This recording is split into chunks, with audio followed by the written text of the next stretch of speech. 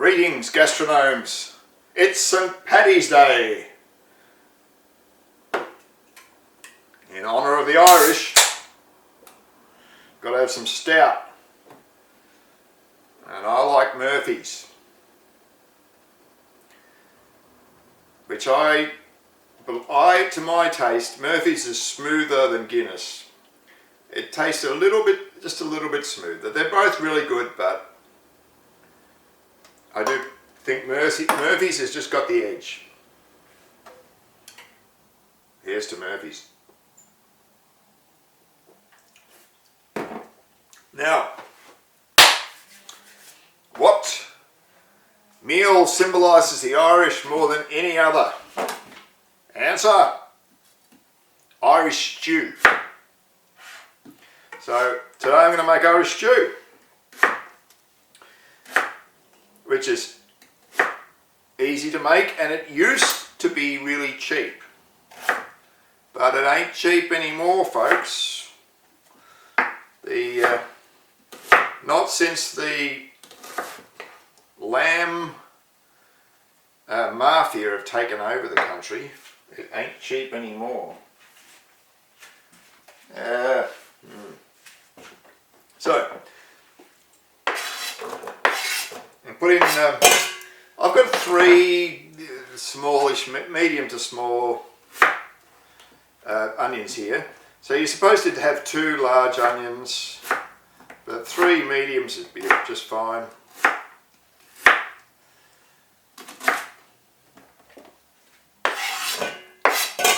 Put them in there.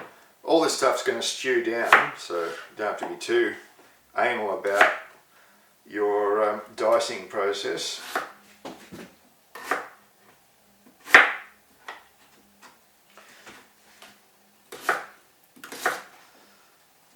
Now, once upon a time, everyone would have known what Irish stew was like, because, well,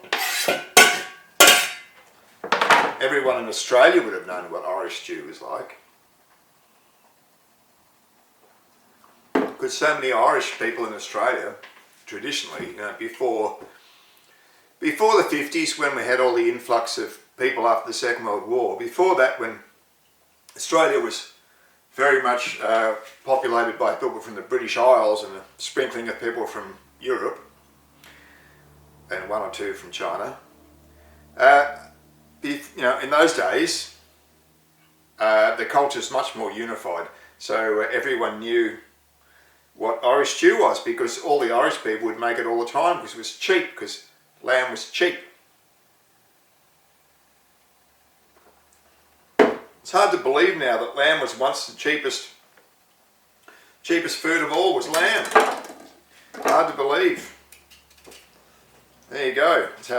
When I was a kid, it was really cheap. It was the cheapest meat of all. Hasn't been that way for a long time. Well, probably, at least a decade since it was cheap. Maybe more than that. Anyway, this is the quintessential Irish meal. Cheap, easy, there's not many ingredients. And the ingredients it has got are the essential Irish ingredients, including potatoes. So really, potatoes and lamb and onions, and that's about it. And you wouldn't think that such a simple dish, so simple, you wouldn't think it would be particularly good, But actually, if you do it right, it's actually really nice. But people don't know how to do it right anymore. Well, in Australia, people don't do it right anymore. They don't know what they're doing anymore. They put all kinds of stuff in it. But traditionally, it's just onions, potatoes, lamb. I am going to slightly change that. I'm going to put in half a turnip and just a not too big carrot, like a medium carrot. Just a little bit to change give it a little bit of extra dimension, but not enough to change the essential character. You don't want to be loading it with vegetables. It turns into something completely different if you do that. If you load it with celery and lots of carrots, and if you put peas in, I've had it with peas, and some people make Irish. I've seen Irish stew claimed to be Irish stew made with minced beef. No, it's not. It's not Irish stew if you do that. No. If you want proper Irish stew, oops. Oh God, I'm losing it here. This is what happens when you get old and you try to do two things at once. When you get old and you're even just thinking about two things at once, you end up dropping things and making a mess. It's very sad, but that's what happens when you get old. It's not good. Don't do it, people. Don't get old. Do something about it. Take your anti-aging pills. Good luck with that. So this recipe comes from the Australian Bible, Cookery the Australian Way. The Bible of what Australian cuisine used to be back in the 60s. Back in the 60s. Be very different now with all the other cuisines that have come in. No end of it, the differences, which is great. I love all the other cuisines, you know, Thai cuisine, Cantonese cuisine, Indian cuisine. It's all great. Really good. Turkish cuisine. Don't mind a bit of Turkish. I mean, yeah, Arabic cuisine, Lebanese. It's all right. It's a bit kind of one-dimensional, I think.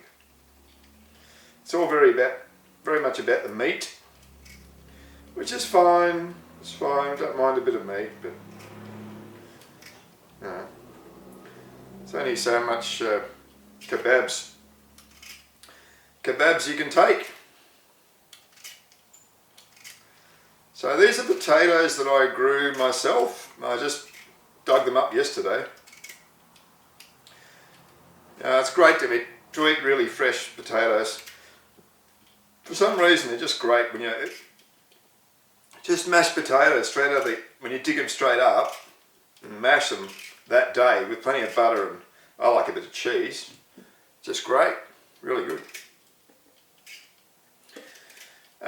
So if you've only ever bought supermarket potatoes, you don't know what they're like, what proper fresh homegrown potatoes are like.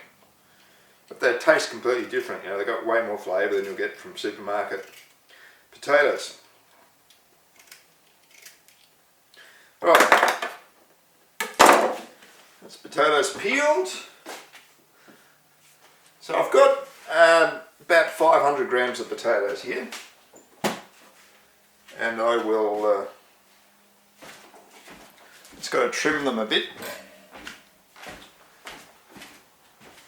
This one's got a fork mark from the garden fork. You always get a bit of that. Always. There's another chunk of something. Or you know, sometimes you get insects eating into them or something. I don't know.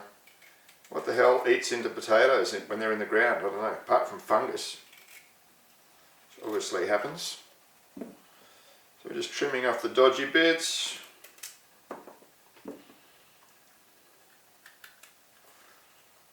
You know, if you've ever grown your own veggies, you'll know that your homegrown veggies will rarely be perfect. You know, they'll often have bits and pieces of insects having a chomp or something, but they're still fine. You know, they're still totally fine to eat. And in days gone by, people would just have eaten them and not thought twice about it. But these days, people are so bloody anal, expect their veggies to be visually perfect. But what's more important, people, visual perfection or culinary perfection? Just giving them a bit of a rinse. Make sure they're properly clean. So,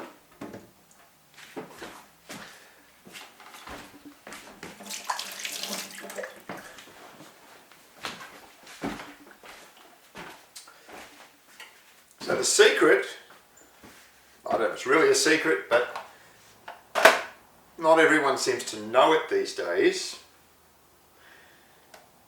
The secret of Irish stew is you don't put all the potatoes in at once. You only put half in. Put half in at the start, and then you put half in with 30 minutes to go. And the idea is, so we want about 250 grams. How much have we got altogether? Oh, 425. Need another one. I'll do another one. Because I weighed out these spuds with the skins on, of course, but when you take the skins off, which you want to do for the stew, when you take the skins off, the skins weigh. So I actually had 540 grams because I thought I'll lose a bit for skins, but actually I lost more than a bit. I'm now down to 425. So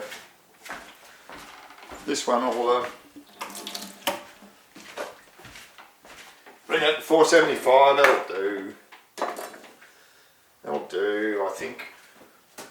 Don't want to get too anal about it. Alright, so we want 250 left for the end, so that's them. So these other ones, I'm just going to cut them up, dice them up, and they go in at the beginning. So what they will do is they will cook down. They'll cook down and thicken the gravy quite considerably. I'll give it a nice potatoey flavour to the gravy, but you won't. They'll be completely gone, you know, after an hour and a half. We can cook this stew for an hour and a half. They'll be completely gone. And I might as well do the same. Oh, the carrots.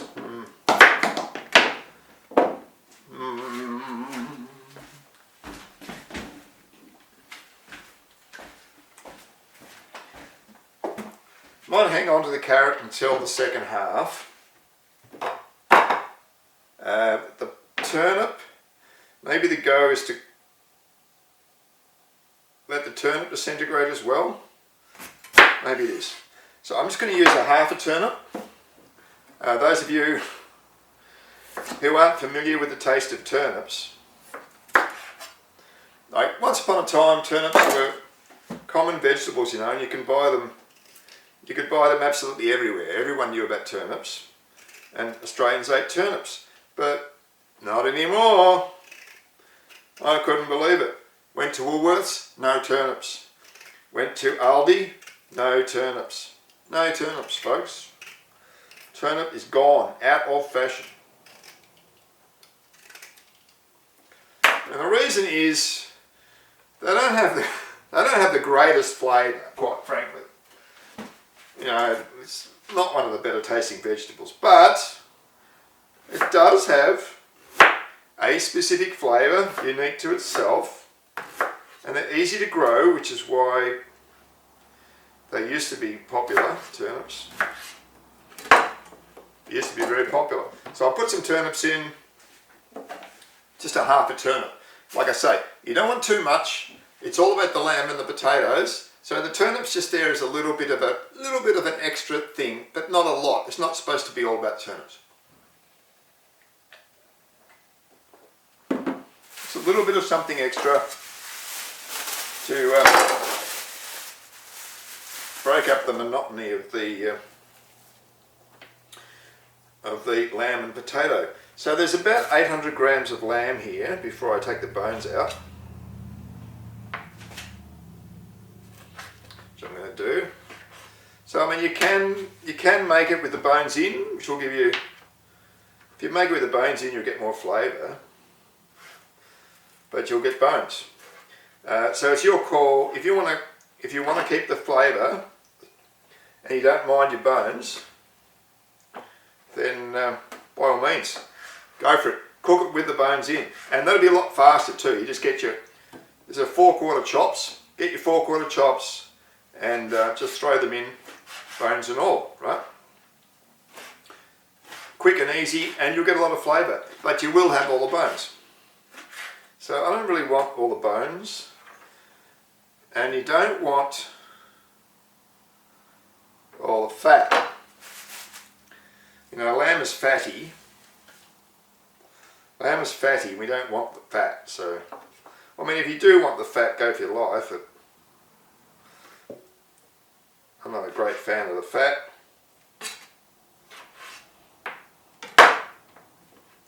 And in fact, cookery the Australian way, they tell you to trim the fat, so... That's what I'm doing, trimming the fat, trimming the bone. And you know, there's going to be bits of meat that you'll miss out on when you trim the fat, but that's the way it is. There won't be much meat you miss out on, but there will be some. And of course there'll always be some fat. Won't be completely without fat, there's going to be a little bit.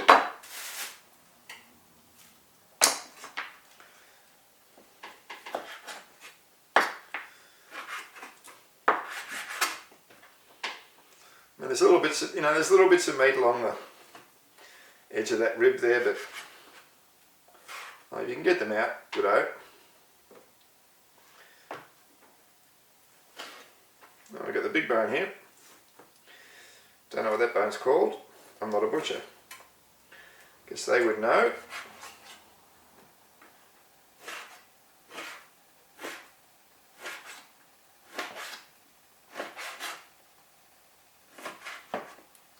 Weather's turning here in Portland. Summer is gone. Absolutely gone. And we are well into autumn. So, you can still get warm weather in March, certainly can. I think last year I had no shirt on because it was so bloody hot. But last night it was pretty cool here in Portland. Had a double doona night in March. So it can happen. Can happen, but it's finding up outside. It's going to be quite a nice day. It's, time is it? 12:30. It's 12:30 already. Oh, you do waste a lot. There's a lot of fat on lamb. Do waste it quite a bit.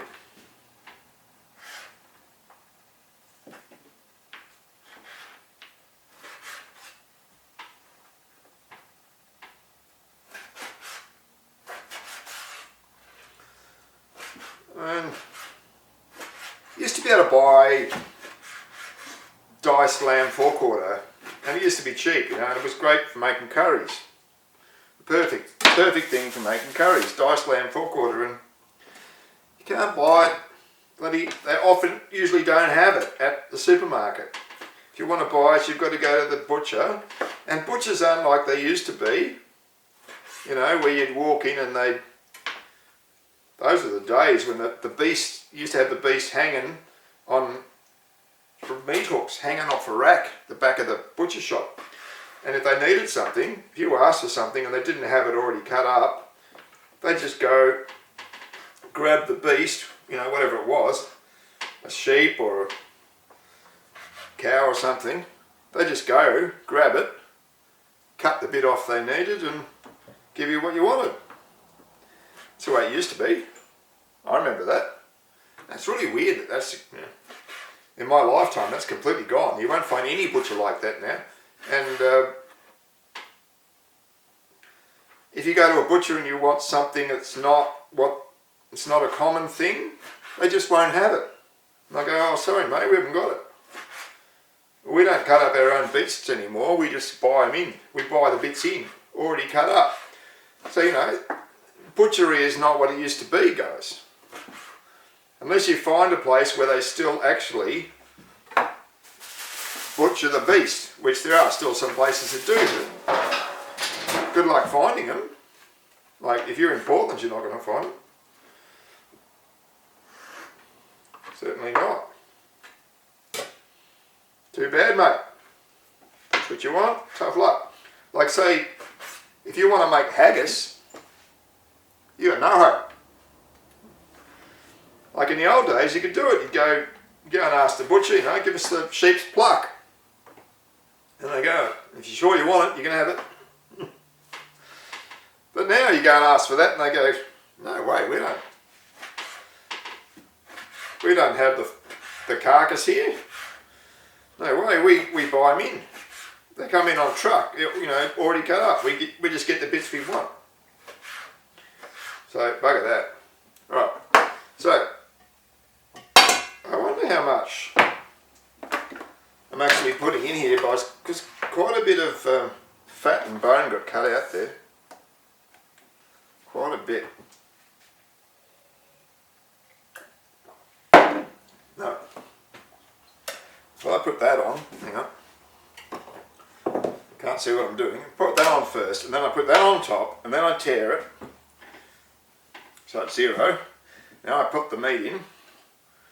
500. So it's down to 500 grams now. Wow. That's a come down from 800. From 800 it went down to 500. Oh. Right. Cup of water.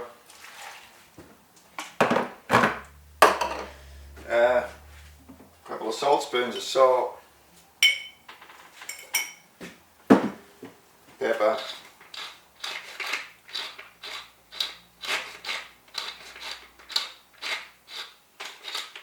Quite a bit of pepper. Since there's no other spices in there. Boom. Right, pop that in there. Let it come to the boil.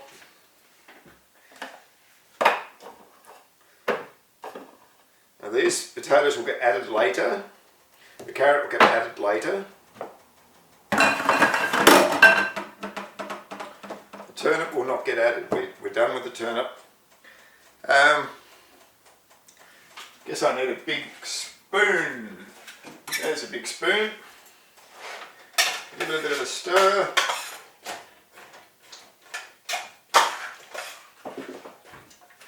Damn it.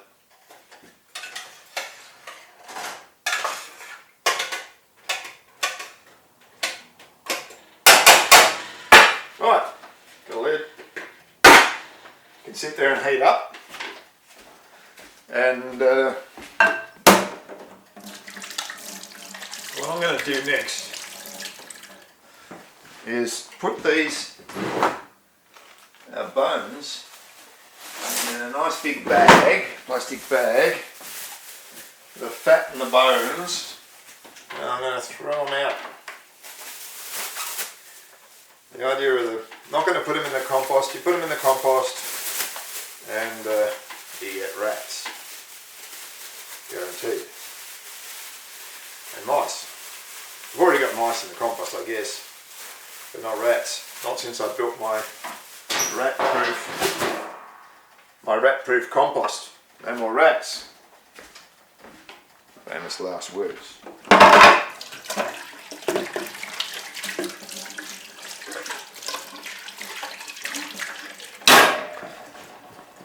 So I've got a way to kill mice. I've killed 6 mice in the last 2 days in the kitchen. And what I use to kill them is the best mouse trap there is.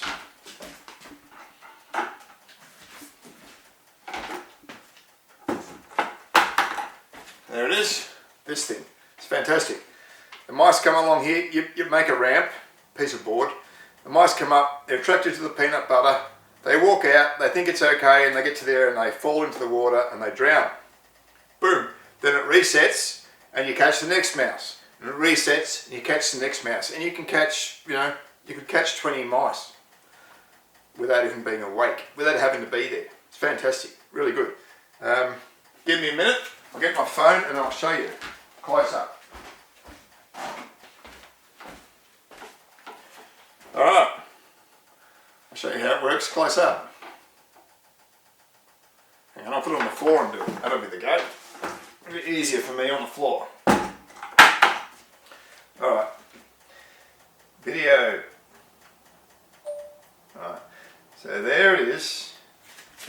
So you can see what's going on. There's the mice come up the ramp, just a piece of board. They get to there, they come out here, and then, oh! Down they go into the water.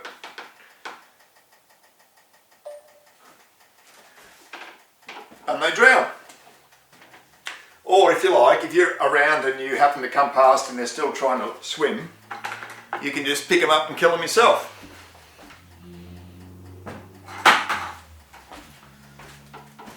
Kill them by hand, and the best way to do that is grab them by the tail and flick their head against a rock. Kills them straight up. A good humane way to kill them, because bang and they're gone.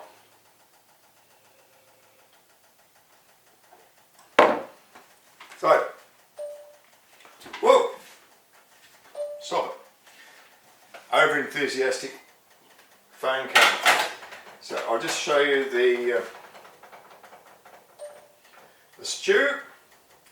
There it all is in the pot, waiting to come to the simmer. Right. So I'm just going to let that come to the simmer, and I'll be back. Actually, I'll be back before that because it's Irish Day. I'm going to sing an Irish song. You'll find out what it is when I come back.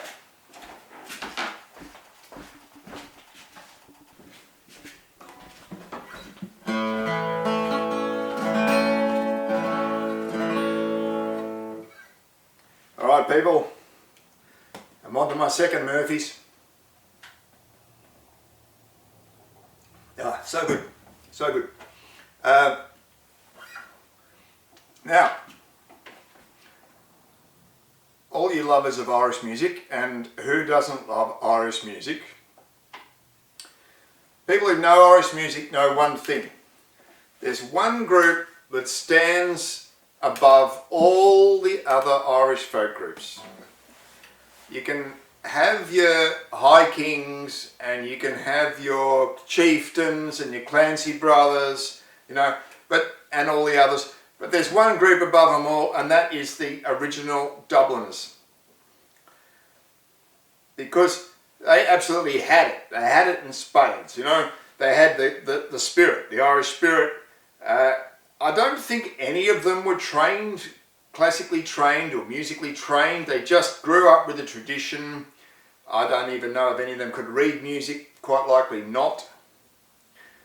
And you know, Ronnie Drew used to play the wrong chords sometimes, and he just got away with it. He just got away with it. Yeah. Because he was such a brilliant singer, my God.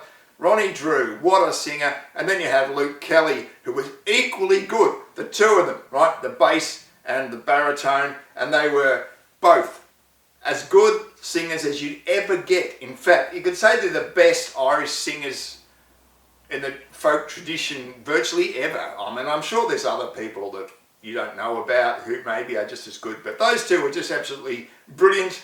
There's certainly never been anyone better than those two. You know, a group, a five-man group with two of the all-time best singers. Wow. You know, and Kieran Burke wasn't too bad himself, you know, as singing. Mainly he didn't do a lot of songs, but played fantastic tin whistle. If you've ever played tin whistle, yeah, anyone can play tin whistle, but to play it in tune is tricky. Because you think you're playing in tune, because you just put your fingers on the holes, and you think you hit the right note, but no, because whistles don't behave perfectly, and what you think is the right note might be slightly off, especially when you go from one octave to another. Like some whistles might be a bit wrong in the lower octave, others might be a bit wrong in the high octave, but a really good whistle player will hear that the whistle's slightly out, and they'll compensate for it with the mouth. And Kieran Burke was one of those. Not everyone does it. Not everyone's that good. In fact, most whistle players are not that good. To be bang on pitch all the time with your whistle, that's a little bit rare. They had John Sheehan on violin, who was very good, by the way. I remember him playing with the Dutch guy, which is Andre Rieu, right? which is a bizarre name for a Dutchman, but that's the French influence. And Andre Rieu tried to show him up, but he didn't show him up. It was actually very good. And of course, Barney McKenna on the banjo, who was very good, really very good, fantastic. Probably got drunk too much by the end, and his playing suffered a little bit, but he was still very good on the banjo. Alright, so I'm going to do a Dubliners song sung by Ronnie Drew, 7 Drunken Nights. So this is the same way they did it. Mostly Ronnie Drew. As I came home on Monday night, as drunk could be, I saw a horse outside the door where my own horse should be. So I called me wife and I said to her, will you kindly tell to me who owns that horse outside the door where my old horse should be? Ah, you're drunk, you silly old fool, still you cannot see that's a lovely sow that me mother sent to me.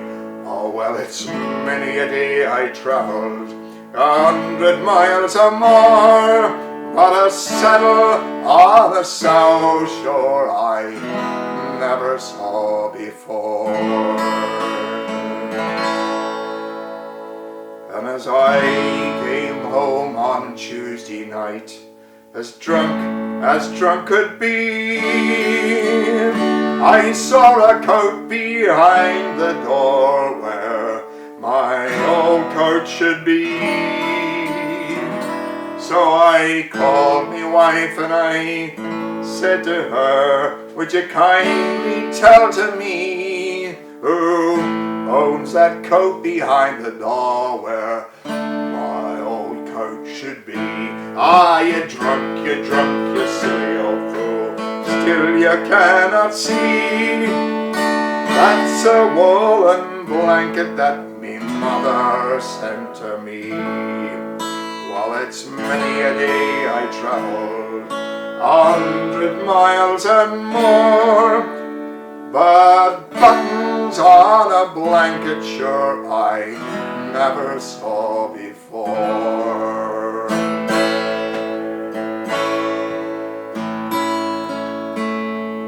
And as I came home on Wednesday night, as drunk could be,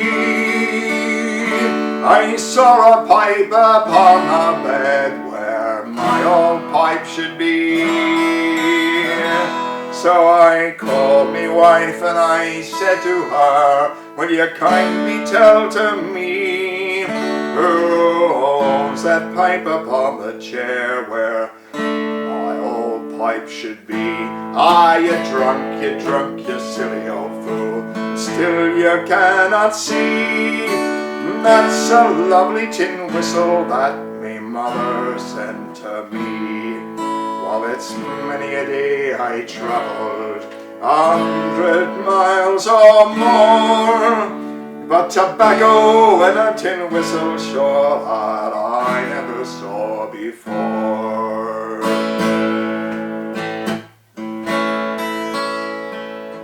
Then as I came home on Thursday night, as drunk could be, I saw 2 boots beneath the bed where my old boots should be. And I called me wife and I said to her, will you kindly tell to me who owns them boots beneath the bed where my old boots should be? Ah, you're drunk, you silly old fool, still you cannot see they're a pair of geranium pots me mother sent to me. Well, it's many a day I travelled 100 miles and more, but laces in geranium pots sure I never saw before.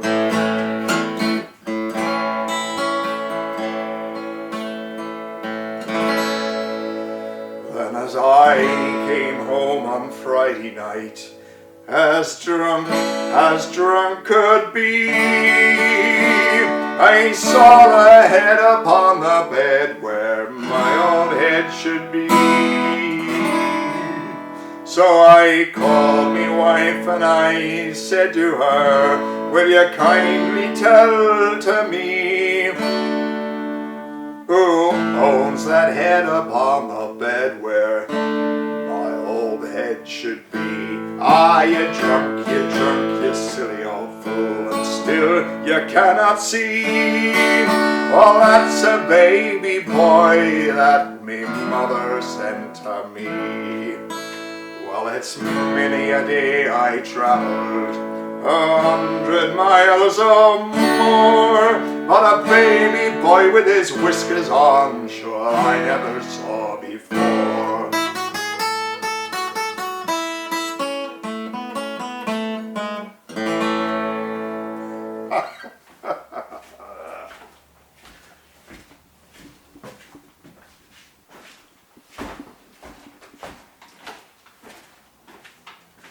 All right. I hope you enjoyed that song, 7 Drunken Nights.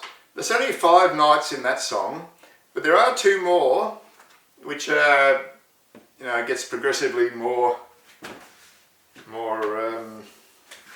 sexual. Or yes, we get right into the bedroom in the next couple. So for that reason, the Dubliners didn't do the Saturday night and Sunday night. So I'm not sure what the proper Irish words are to the Saturday and Sunday nights. Like I do have a copy of some people's Irish words, but I just wonder, because some people have got better words than others. Some people mishear the lyrics, or they hear a bad version of the lyrics and they don't bother to ascertain what a really good version of the lyrics might be.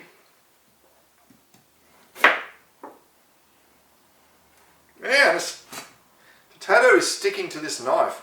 I sharpened the knife and maybe that's causing it to stick. I don't know. Anyway, what we do now is we dice up the veggies that we want to maintain their shape, which will be, of course, the potatoes and the carrots. Can maintain the shape, and the other veggies will just mash down to nothing. I mean, I'll show you in a minute what happens to the other veggies. We're just about an hour gone on the stew, so I will show you the stew in a minute. I'm just cutting up the veggies that I'm going to put in on top. So they'll arrive. When the stew's done, the veggies will be done as well, and it'll be great. These veggies will be done. The veggies that are already in there will be well and truly disintegrated. This is what I want to thicken the gravy. Right, so the stew is now done an hour, and I'll show you. I've already had a look. The veggies are pretty well disintegrated. I did help them along a bit by just mashing them down a bit with a spoon, back of a spoon, just to mash them down a bit. Yeah, there we go. So there should be about 250 grams of spuds there, and not too big onion, not too big carrot, like a medium carrot. So let's have a look at what we've got in the saucepan.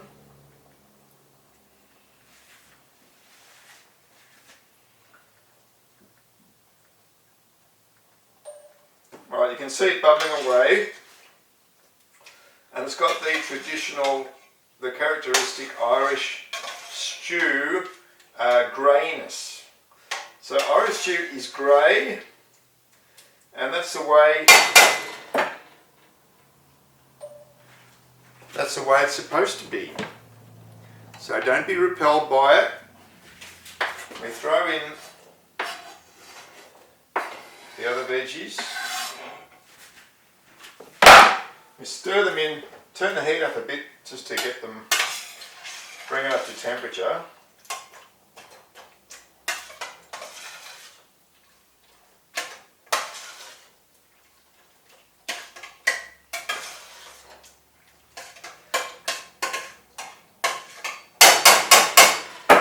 Now you should have been able to see on that little close-up that most of the potatoes and turnips are all broken down into a kind of grey mash.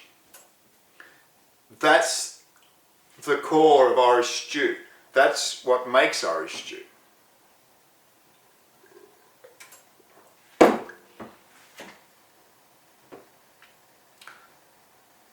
It's a unique thing, and it's maybe not the prettiest dish because it's grey, but it tastes great. You do it right, like this, you'll see it tastes great. Alright, so now we need another 30 minutes. So I'll get 30 minutes on this. Right. Right, that started to simmer there. So we're done with the chopping board, we can get rid of it. Just a little bit of the second stout left. And it's time for some banjo.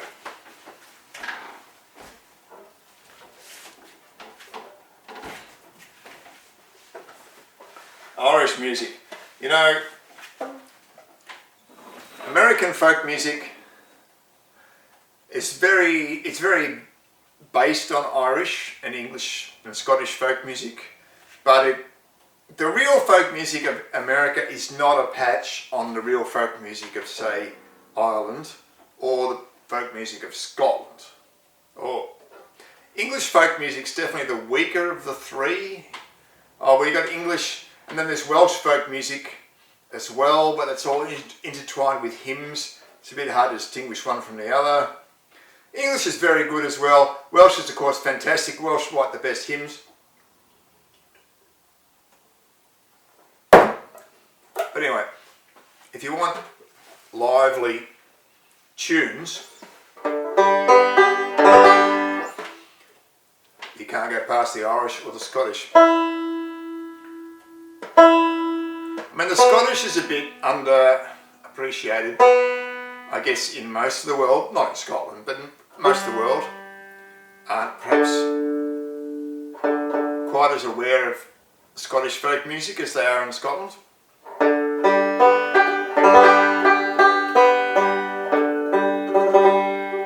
It's always the E string that's the hard one, right? Is that a little bit flat or a little bit sharp? It's hard to say. The others sound right, but the G string always sounds a bit wrong.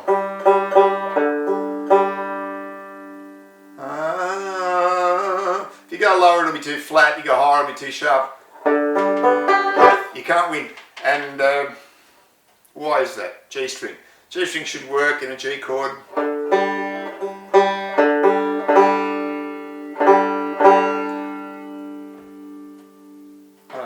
It's always a G string.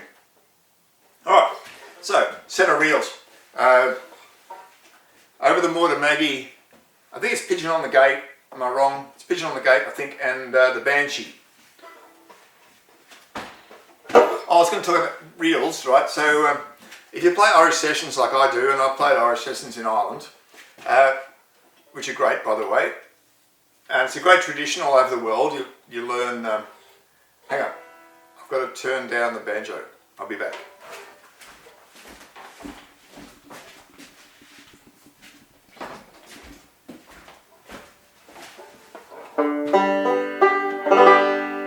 Alright, I thought it would be a little bit loud, so I just turned it down one notch.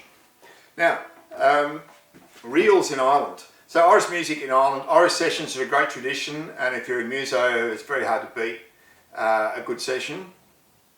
fantastic to participate in. Highly recommended.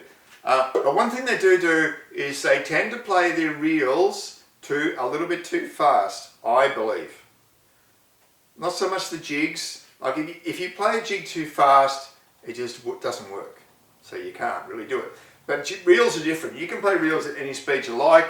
And so a lot of people, and it's become the tradition to play your reels super fast. You know, which is fine, you want to play them super fast, but one of the problems is you lose, in the battle to go super fast, you start to lose notes because people can't actually play it quite that fast, so they just skip notes. And sure, then they can play at session speed, and it's fine, and it roars along, but they're not playing all the notes. Someone wrote the tune, and you're missing notes out left, right and centre, just so that you can go super fast. A good example of this is the Byways, the Bucks of Arranmore, which I'm not going to play at the moment. But the Bucks of Arranmore, you know, it's quite a good tune, and they play it really fast, and you've got to take out every second note in some of the parts. You've got to take out every second note, which I don't like. I don't agree with it. It's bad. It's bad practice. And some instruments will cheat more than others. Again, I don't like it, but that's what they do. Anyway, here is a set of reels. So what I do with these reels is I'll just play them, I think it's the right speed, which will not be super fast session speed. It's what I think is the right speed. So here they come.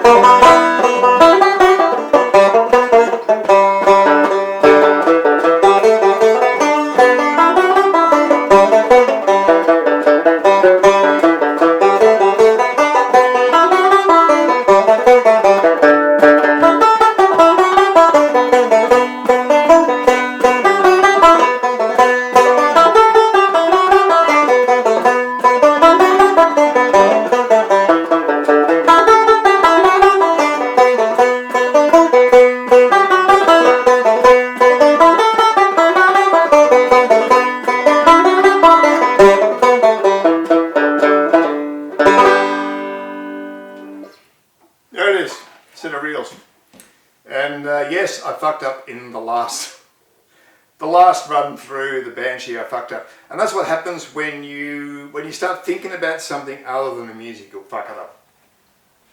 It happens to everyone. But I kept it going. I kept it going even when I was completely wrecking it. I kept it going, and that's very important in a session, right? When you lose your way in a session, just keep going. Make sure you and don't lose it. If you can, even though you're playing the wrong notes, if you can not lose it, you can get back onto it, and everyone will come back in with you. All right.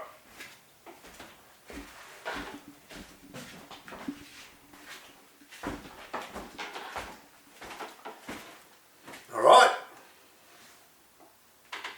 It's been half an hour since I put the carrot and the remaining potatoes into the stew. So let's have a look at what has happened. What are we staring at here? So you can see that there's lots of grey lamb there. Lots of steam coming off because it's hot. And you can see that the more recent potatoes and the more recent carrots are holding their shape, but they're cooked. They're cooked, but they're holding their shape. So what I'm going to do is serve it up. I've got a piece of bread here. So I'm just going to have a couple of scoops of the stew, maybe a bit more. I mean, technically, the stew's it's got potato and it's got a little bit of turnip and carrot, and it's got the meat, it's got onions, so it's kind of all in one really, but nice to have a bit of bread with it. So I'll just show you that. The detail. And I'll come around the other side and photograph that for the money shot. The money shot. So, let's have a go today. Get a bit of lamb. There's a bit of turnip there. A bit of turnip.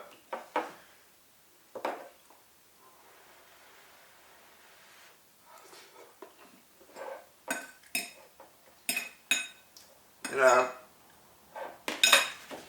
simple dish, and doesn't look great, but my God, it tastes really good, you know. It is a classic thing.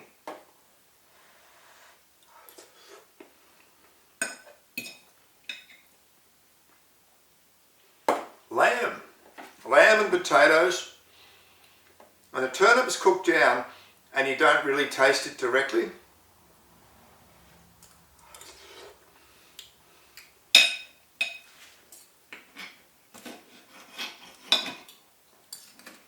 You don't really taste the turnip directly, and there's not that much there to start with, but it just gives that little bit of tang, just a little bit of something, which is nice. And just get someone, and you see how thick it is, because it had a cup of water in it, and you know the lamb gives off a fair bit of water, but because we mashed the potato down, that absorbed the water, and the gravy's quite thick.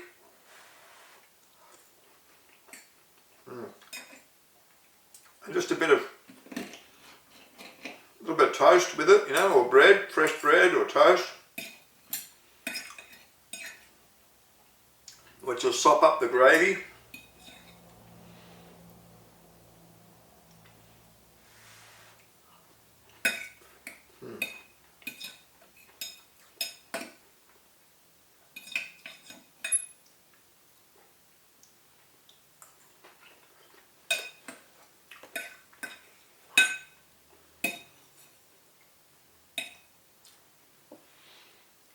It's never going to be Michelin star, you know.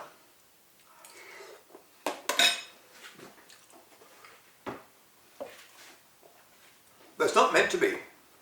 It's meant to be hearty, life-giving food for the poor. The people who don't have much. People who can't afford expensive ingredients.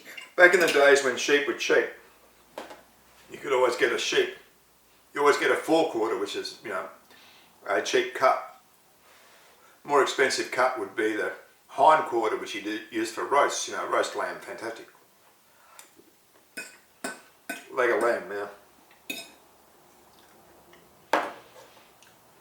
So the poor, you know, which is Irish, a lot of poor people in Ireland. Well, there were a lot of poor people. They managed to make a classic dish out of not much. You know, a bit like I've got a bit of gristle. I'm not a fan of gristle. A bit like the Scots, you know, who were even, perhaps even poorer. And they had to make Scotch broth, you know, which is just a sheep's head.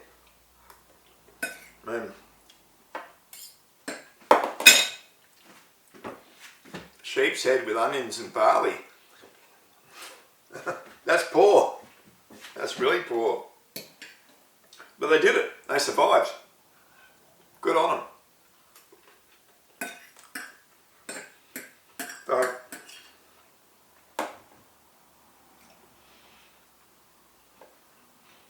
I think the turnip's a good thing.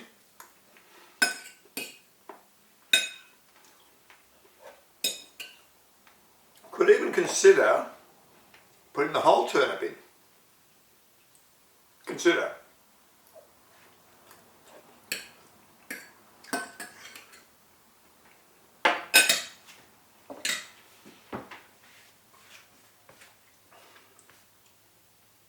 Now the recipe called for 750 grams of forequarter chops, but by the time you cut off the excess fat and bone, you know, it was down to less than 500 grams.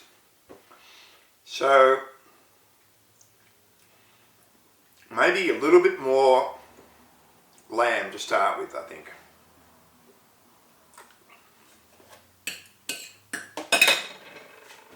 But you know, maybe that's the intention, to make that lamb go a long way. That's why there's so many potatoes.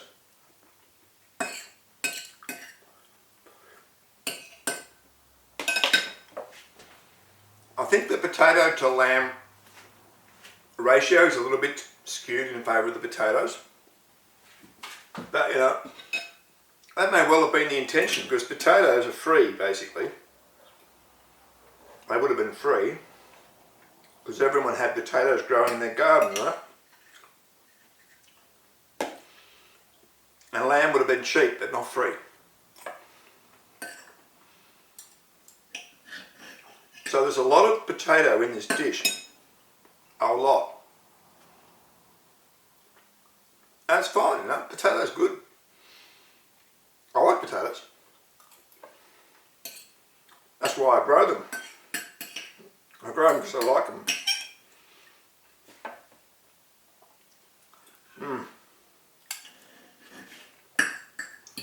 Man, you could put some, you could boil up some peas and have some peas on the side.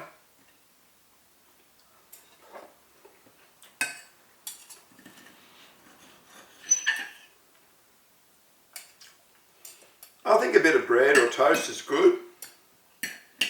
Sop up the gravy. And also provides a bit of variation in the texture and the taste of the things, because it's quite a bland meal. That's why you want the pepper is so important, because it is quite bland.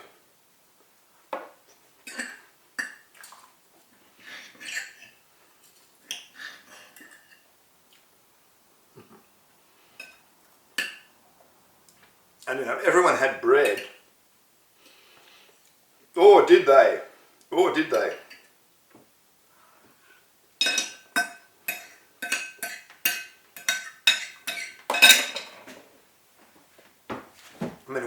hard to come by in Ireland, I would think.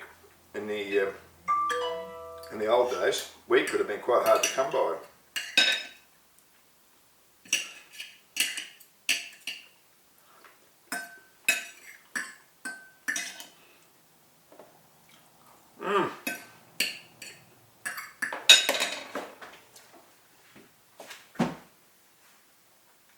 If you haven't had proper Irish stew, you don't understand the Irish. You need to eat it. And it's good. It's good. But, you know, it is rather bland. And it's strong in potatoes. It's a lot of potatoes. And 4/4 chops, which are a cheap cut. But it is a classic. It's a classic. It's amazing what you can do with nothing, you know. Well, not nothing, but with very little, what you can do when you have to.